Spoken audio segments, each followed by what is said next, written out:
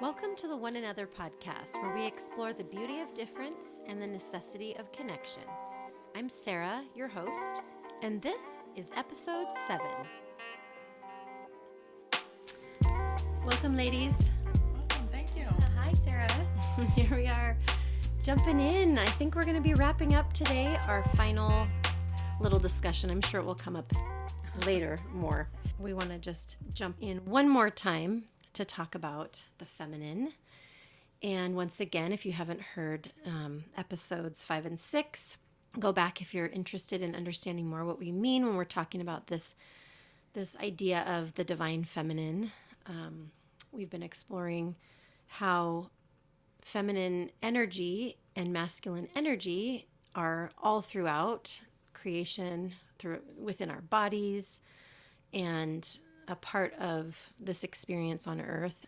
I just wanted to dive in today to talk a little bit about the balance of masculine and feminine, and how femininity, or even I should say the yin energy, it always sounds like I'm talking about gender when I say that feminine word, but that yin energy, what that looks like in balance with the yang, or feminine with the masculine.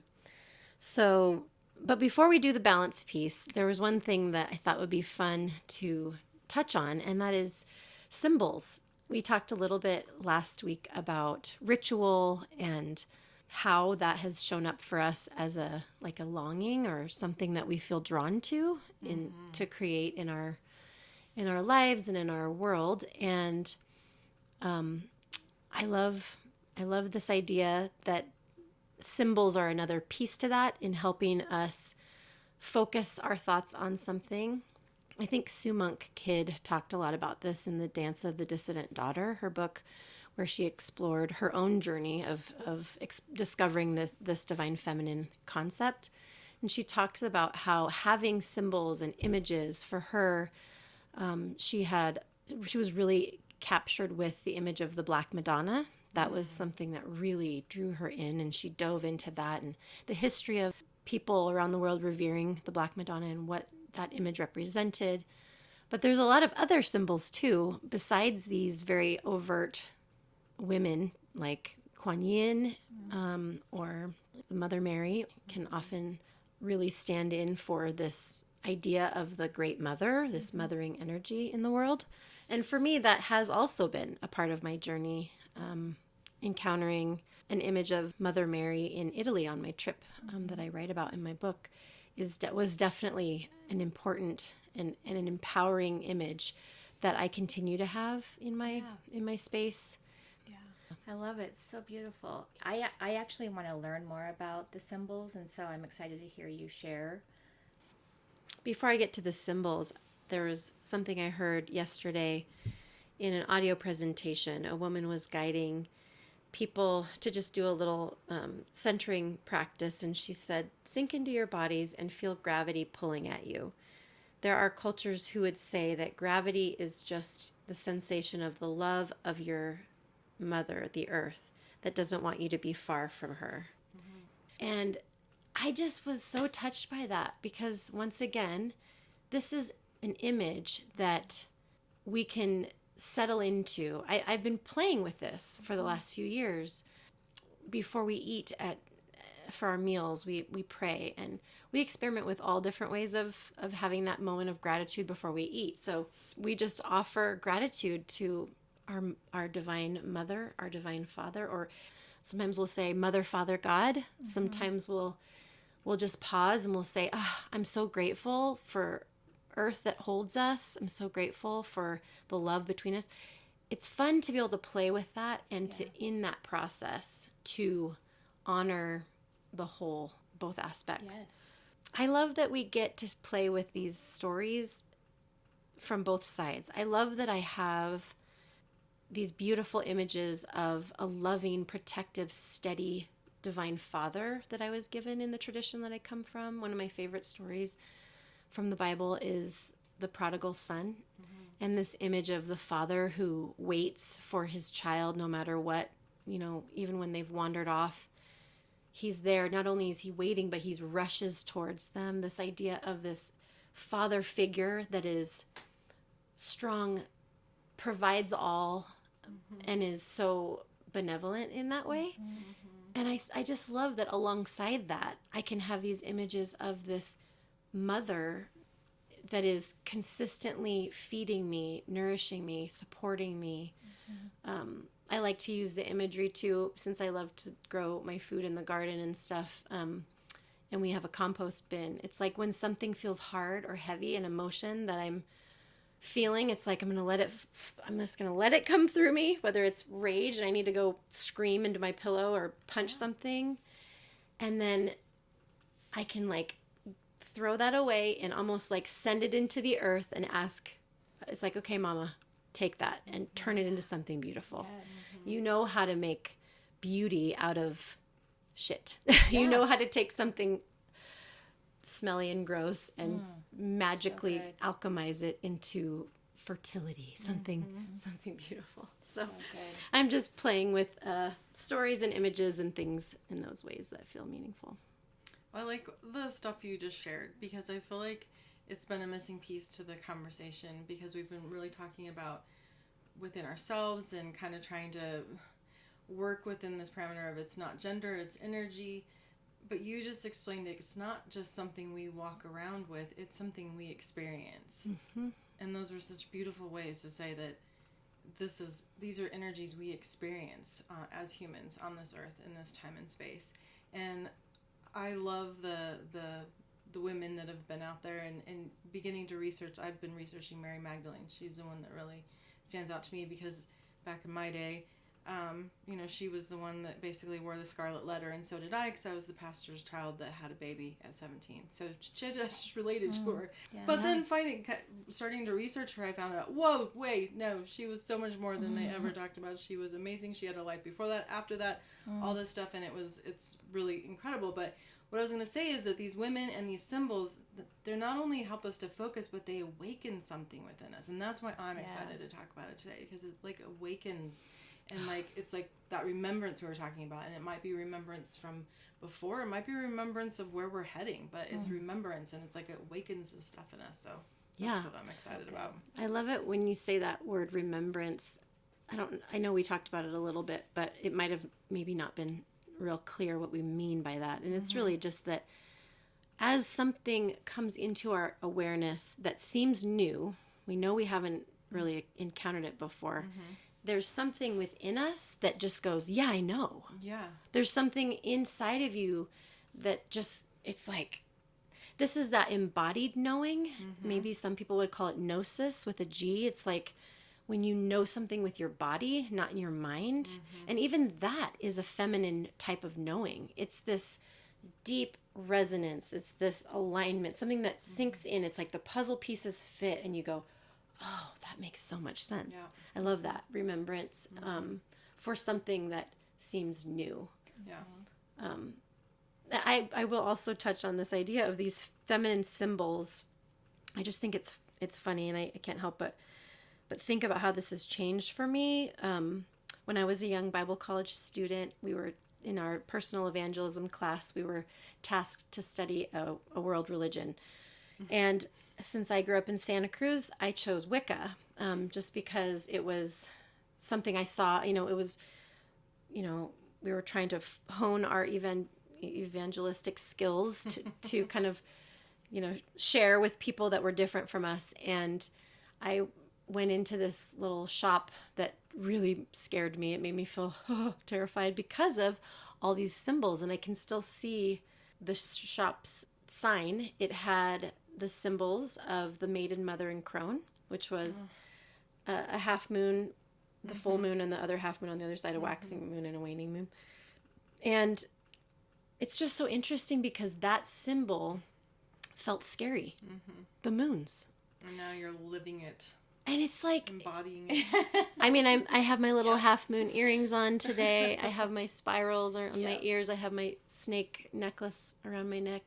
And all of those were once symbols that made me, maybe not the spiral, but, all of that scared me. It had a fear element woven into it from the conditioning that I carried. And I just think symbols are powerful, and especially when we can reclaim them, when we understand what they mean. Yeah, for sure. Even down to, well, okay, let's start with the rose. So let's jump in with the rose. Let's talk about why the rose is a symbol of the divine feminine. When you encounter a rose, if it's wide open, it's like, oh my gosh, you can't help but lean in. You want to take in its fragrance, the softness of the petals, just like velvet. If you ever, gather your own rose petals, my favorite thing to do when we make some sort of an infusion or an oil is, my kids can't resist when they walk by. It's like to shove their face in the petals and just smell it, and you're feeling it on your skin. You're smelling it. It's so wonderful. But the rose teaches us, in order to have that like soft openness, you also have to have thorns. It's like this protective boundary that goes along with being. Maybe you guys can help me explain that better. But it goes along with being soft and open. Yes. It goes along with having this beauty that you share. Well, it really speaks to the fact that the first thing you think of when you think of femininity, because of our society, is vulnerable. Totally. Weak, emotional, will just flop over at things. But here this rose stands tall and straight, and you need to be really careful when you go near it. Yeah. But it's beautiful, and it will give you all its beauty, but it is well protected. Yeah. And that like it. that is such a beautiful symbol for the feminine in all of us. The feminine in all of us has this wonderful ability when we can tap into it. We all have the ability to be soft and engaging and beautiful, but if we don't also remember to have those boundaries, that can be taken advantage of. So the rose throughout the centuries has been associated with the feminine, whether it be in devotion to the Great Mother. Women have gathered rose petals and made their own rosary beads throughout the centuries. Before they were rosary beads, they were making garlands for the goddess, the Earth Mother. So this association is really ancient and old. And I love collecting, images of roses. I love creating them in my art studio here. I have a bunch of different rose prints.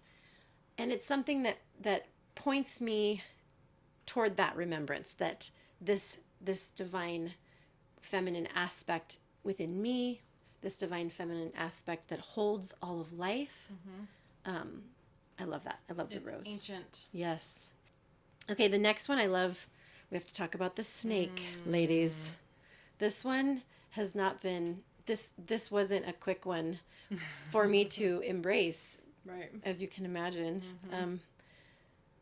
I started seeing snakes in the garden a few years ago with my friend Lynn, who runs Plenty Farms with me. And yeah, it's like real easy to be like, oh God, no, there's a snake in the garden. But I had been studying and curious about animal encounters in the wild, which I guess would be connected to like a shamanic perspective of seeing that all things in our lives, whether it's plant, animal, what other messengers we might receive, can be giving us a message for something. Whether we're walking down the street and a huge hawk flies past our line of sight, whether it's, oh my God, I just saw this fox with so much clarity and it seemed like it was looking at me, or these moments can be powerful. And I love the engagement with that, thinking about the meaning of that. So when the snakes showed up, and that doesn't happen all the time for us, but one season it did, and Lynn and I both really enjoyed looking into that, like, what does that mean? And we were just fascinated with this idea that snakes bring transformation. Not that the physical snake is like, oh my gosh, it's this spooky thing that now, but it's like, if snakes represent transformation, can I see the snake and be like, oh, interesting. What part of my life might be transforming right now? Right. But I love the fact that the snake has also been a very ancient symbol of the feminine.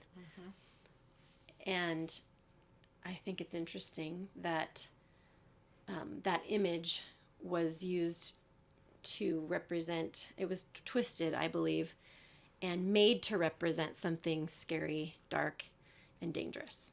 In our Bible story, the serpent was the tempter. The serpent was the messenger of the enemy, or Satan, or however you want to call it. And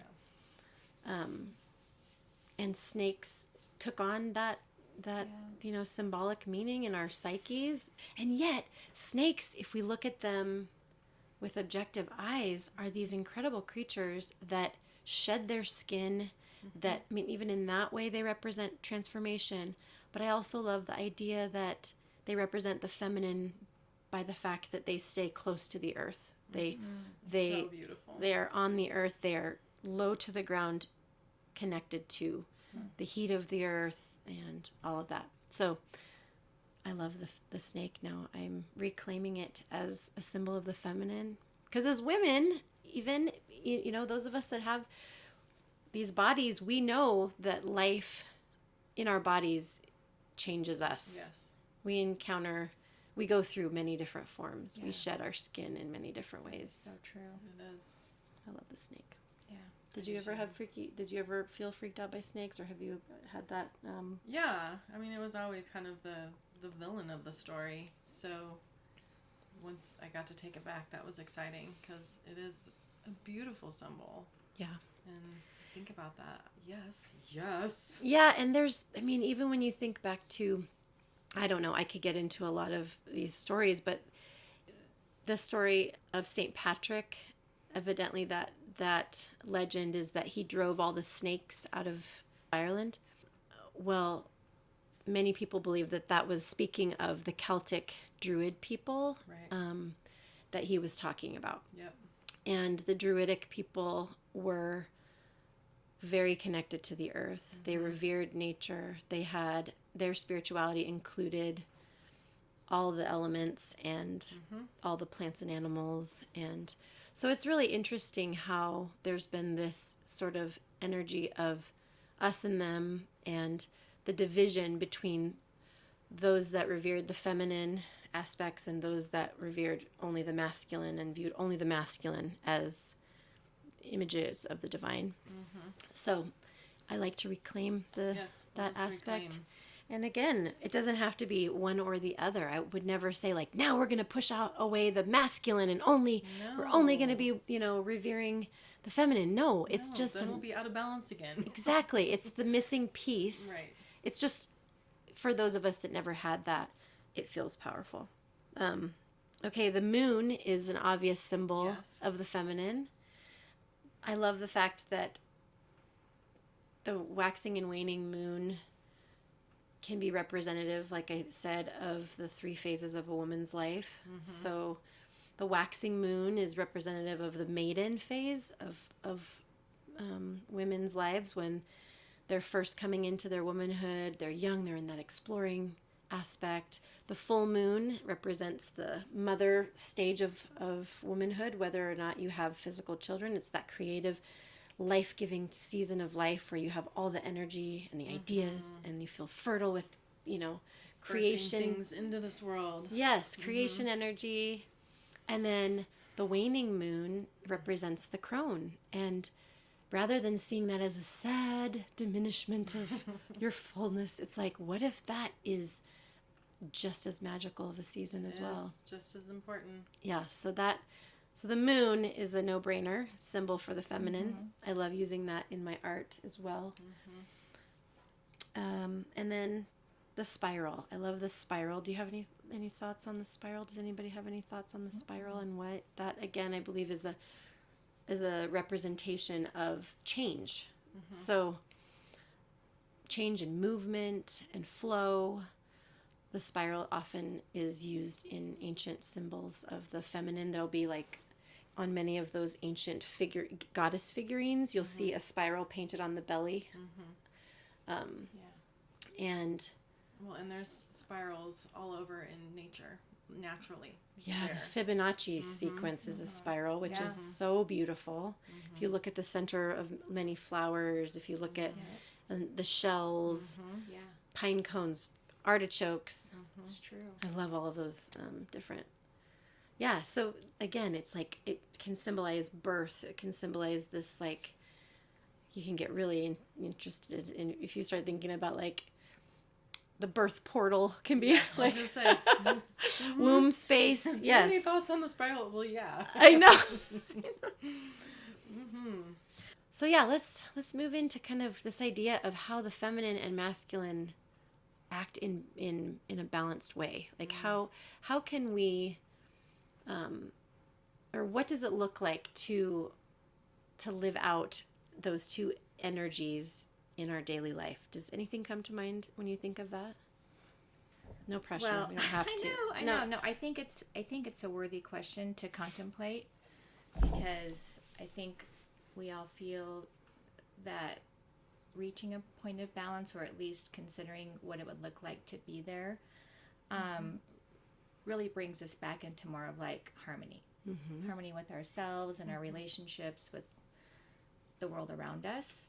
So, yeah, I think for me, just having the awareness around where in my life do I show up as more protective, meaning I'm not as comfortable expressing my feminine energy due to all the reasons, right? And then the awareness of where I am comfortable. And so for me, it just starts with awareness, like what's showing up for me. And when do I show more of a masculine quality versus a feminine quality? And then just to like tune in to how that feels when I decide to take a risk, or I decide to just play with the energy a little bit more, and how does that feel to me? So I have been playing with it in my relationships, and especially in my relationship to my husband. And I do know for us, trying to find a balance for me, okay, so it's an interesting question to answer, right? Because it's like, okay, what does balance of the masculine and feminine feel and look like in my day-to-day life? All right, so I guess it depends. You know, if I want to have more like sexual energy and polarity dynamics at play in my relationship with my husband, then I'll lean more towards the feminine. Sure. Meaning like the rose. You know, I'll be more open, inviting, and soft. Yet I'll have the awareness of like what's right for my body. So I'll have my thorns, my boundaries. And then it's not like that all day, right? It's not like that all day, every day. No, and so then there's another balance. So for example, this is so silly, and it probably doesn't even really apply in the big picture, but what I'm doing is like I'm zooming in on like more of a personal reference. No, I love it. Okay, this so for example, I've noticed that my husband is very feminine in the way he like takes care of himself, and the way he likes to pick out his clothing, the way he dresses. It's very important to him, and he has a very specific way, and he's kind of flamboyant in that way, and it matters to him. Sure. Okay, and so for me, it doesn't matter to me. So what I'm playing with, it's like I'm more masculine in that department than I am feminine. So like more utilitarian, like who cares? I'm just putting Yes. this on because I have a job to get done, rather than Pretty like much. Thinking through how does it feel to me, or what are the colors like, or Yeah. does that cut feel like it fits me good? I mean, Yeah, and that's what I'm learning too in this whole world of masculine and feminine. Like, we're not going to show up as one or the other in all aspects of our life. Never. Like, we're going to be Changes throughout the stronger day. in some of those qualities in certain areas of our life versus, and I think it's important to know and hone in on what parts of you are more masculine and what parts of you are more feminine. It's interesting. Yeah, it really is. And I don't think it will like constrict you or block you in any way, but I just think just knowing that is important, because it can help you find balance. Just having that awareness and being like, oh wait, I'm exuding a little bit too much in this masculine department, right? And I'm noticing it's creating more disconnection, more disharmony, more rupture. right? And so then it's like, oh, let me pull back a little bit and find more balance in my feminine softness, and vice versa. And it's really it comes down to just these ideas. And again, it doesn't have to be labeled as masculine or feminine. Right. It's interesting when you notice, like, if a masculine energy is more doing, then a feminine is more being. And even just in that right there, I think our culture, we've talked about this already, but our culture honors and it's a natural, like, what we're pushed on constantly is do, produce, go, get it done, accomplish the task, achieve. And those things aren't bad. It's just that it can be imbalanced if you don't have the opposite balancing point, which would be the being. So, I mean, this is just a little short list again that I'll just read. Masculine tends to be the giving versus feminine would be the receiving. Masculine would be doing versus being, like I said. Masculine would be setting boundaries, where feminine would be nurturing. The masculine energy would be action and execution, where the feminine would be flow and imagination. The masculine can be represented by even like this idea of a sword, and the that would be this active, assertive quality, whereas the feminine can be the chalice, which is like the receptive, the cup, So all of that is just a metaphor for the way that we function and flow. Every part of life, there's positive and negative charge. We see this everywhere. This is what it is to be on planet Earth. There is this polarity, the giving and receiving, and again, it's totally doesn't have to be connected. It can be connected to gender, but it doesn't have to be connected to gender. It's just what makes life work. I like that list that you just brought up and that description, because for me, the first thing I thought of was like, when I'm showing up, it's like a moment to moment thing. It's like, what does this moment require of me right now? What would bring the most love in this interaction, right? And it could be either one. It could be either one. Right. But just having that awareness helps to bring that balance, you know, and just knowing like where you tend to default to. Yes. Versus not, because that's the hard part too. It's like if you don't know where you tend to default to, then you're not going to really know how to like navigate that. Yeah, and I think personality wise, when you know, oh yeah, I tend, my go-to is often, and we don't always know, like, what is it? Is it our personality, or have we been, conditioned that this is just what we need to be? Who knows? But whatever feels more, it's like, for me, it's just so much more natural. It's like when there's an issue, I want to tackle it. I want to make a goal. I want to set and I have that driven energy. So I know that I naturally have that masculine yang energy, and I married, we attract typically the opposite energy. Yes. So I ended up marrying a man who is very nurturing, very much in the being rather than the doing.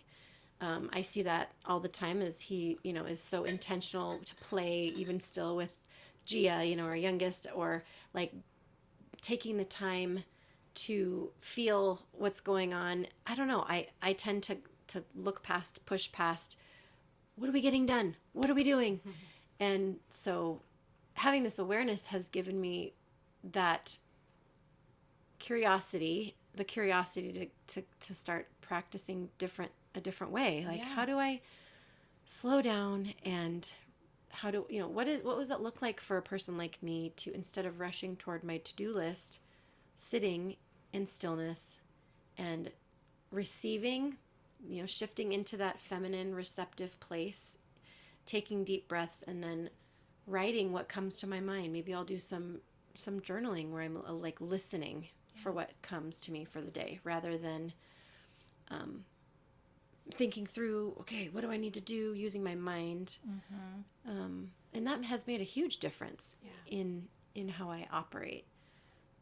But like you said, I love what you said, is that both masculine and feminine can both be in service of love. Absolutely. Yeah, and 100%. And it's a little bit tragic to see the way that our culture, as it has swung, the pendulum has swung so far in response to the suppression of women over the centuries, which is very real.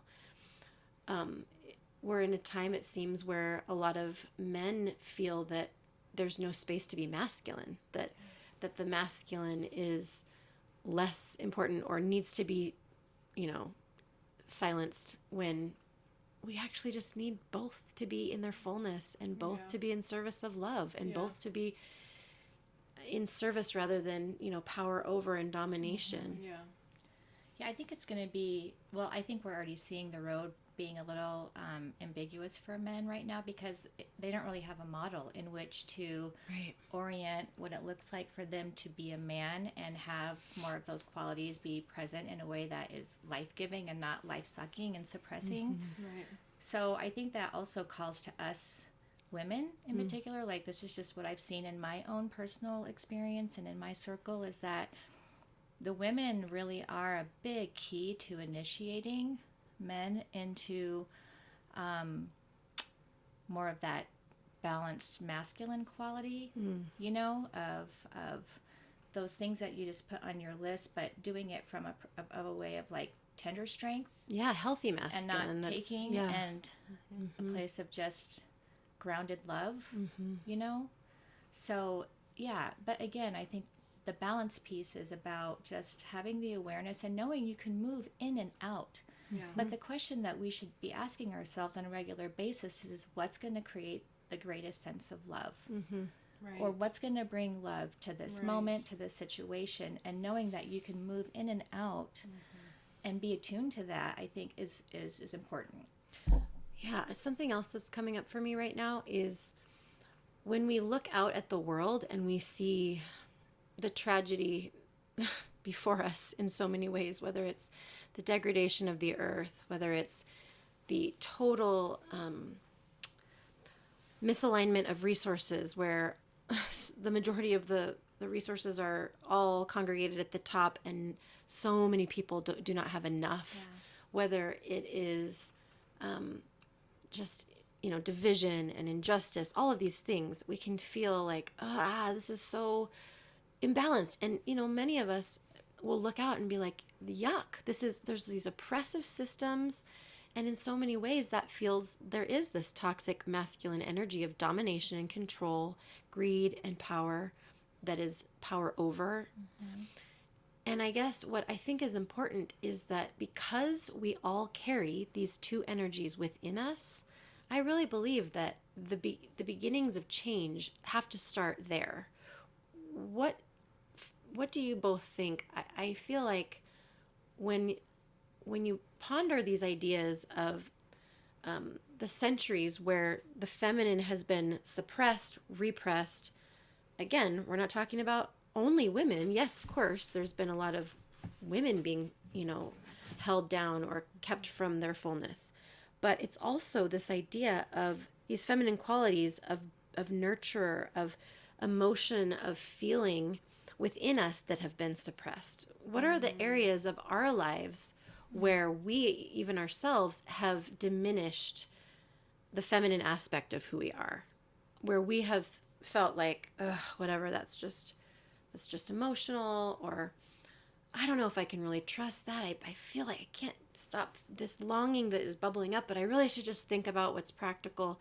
It's like there are so many ways that we do this to ourselves, and I wonder if the beginning of change could be our own way of looking at how do I make space for this balance in my own heart and in my own life, and then it can ripple out. Then it's like, now I'm going to make space in my family for some of this more presence rather than doing. Now I'm going to make space for receiving instead of just doing and giving an output. Like, what are your thoughts on that? Does that feel like it resonates? Yeah, I mean, we have to start with ourselves for sure. Because we can't solve all of those problems, but I think as more and more people just awaken to this, understand this, remember this, find a healthy balance in this in their life, and then in their families, in their communities, in their friendships, I think the narrative's going to begin to change, and the out of balance things are going to become very obvious. It is changing. Yesterday I was listening to an episode of the Soul Boom podcast, and they were talking about America's 250th celebration for 4th of July, and they had a panel of different guests, and one of them I'm going to get this wrong, but he's a professor, an MBA professor. So he's got master's business students coming to him, and he teaches primarily, basically, I think it has to do, he's basically teaching about, he's teaching about relationships? I'm trying to remember his exact focus, but he's a very masculine presenting dude, but he always immediately shares with them the importance of his Catholic faith, and he talks about how it directs him toward love. And for him, he was sharing the absolute hunger among these business students for conversations like this. He was talking about how, so for him, here he is in this very masculine driven environment, very mental, very business minded, and yet he has a very healthy expression of his own feminine qualities, these ideals around his faith and love and the importance of relationships. And in that, as an example of this masculine human who can carry this feminine energy, it's drawing people like crazy. He says he has these long wait lists for people to be in his classes. I wish I had all the details about him again, but it just struck me. It's like, there it is again. This gives me these like flickers of hope. There's that feminine rising up to be in balance with the masculine. There it is, where our culture is beginning to see, yes, it's not only achievement and all of that. It's also presence. We need both. We need that balance. It's a really good example. Yeah. I want to go back to what you said about your question regarding where in our lives we feel like maybe we've held back, or feel like we've been suppressed, and what's that look like in our lives. And the first thing I thought of when you said that was, I think a lot of women feel like it's too risky to really go there, because I think deep down they know it may be disruptive, and we like comfort as well. Yeah. And I guess what I want to say is, like, just listen to your body and pay attention, and when you decide to take a step out to maybe be more authentic to yourself, it can be scary. And you may stumble your way into those parts of you that need to come out and be expressed. But that's okay, because the reality is, you guys, is like, we only have one life.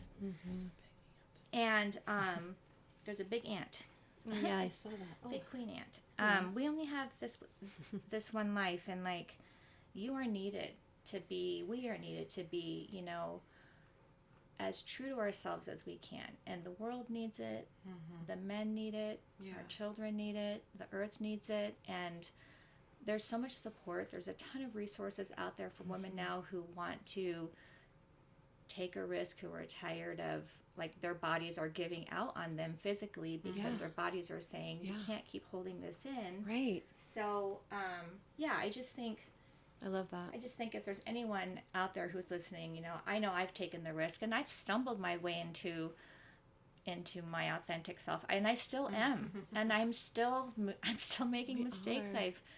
I've hurt people, and I've had people look at me like, who the fuck are you and what are you doing? Because it does make a lot of people uncomfortable, including us, as we're stepping out. But I think it's worth it. Like, I've made the choice, to explore that and to take that risk. I love that. Yeah, it is. That's beautiful. But you're right that it's not without risk. Yeah. And I think clearly, it's scary. to share your vulnerability, to go into your feelings, especially if maybe that hasn't been the norm, or there hasn't been a space made for you in the past. But like you said, stepping out in vulnerability, someone has to go first. So as we are looking out into a world that can sometimes feel super harsh, I think we're all very drawn right now to people whose authenticity shines, because it's It's what stands apart stands from, out. especially Yes. in a world of AI and Yes. where everything looks perfect. And the more we show up in our vulnerable authenticity, that's going to be the medicine that we need. So thank you, ladies, for diving in. I was just thinking I'd love to read a quick quote. Okay, I'm going to read a quote from this book that's titled Belonging, Remembering Ourselves Home by Tokopot Turner. And she has a chapter that's devoted to this idea of the feminine. And she says, "The feminine has nothing to gain. She doesn't vie for leverage. She doesn't want to prove anything or achieve dominion. She does something infinitely more rebellious. She strips falsity and stirs up feeling in the anesthetized heart. She awakens a kind of long memory throughout and beyond ages. She gives shape to the swelling and collapsing heart. That is all, but it is so much, because when we sing with her voice, anyone who hears it remembers what they too have forgotten, that we are noble and beholden to each other. Rebellion is the pushback on that long-standing amnesia. Like nausea rejects a poisonous substance, rebellion wants to see what is beneath falsity. What is really enduring when all else is stripped away? What longing, if we undam it, might pound through our lives, bringing life to the dryness of an over-harvested creek bed within? What if there's a story coming through us which is trying to find its way into the world?" That really moves me. I listen to that and I want to be that rebellion.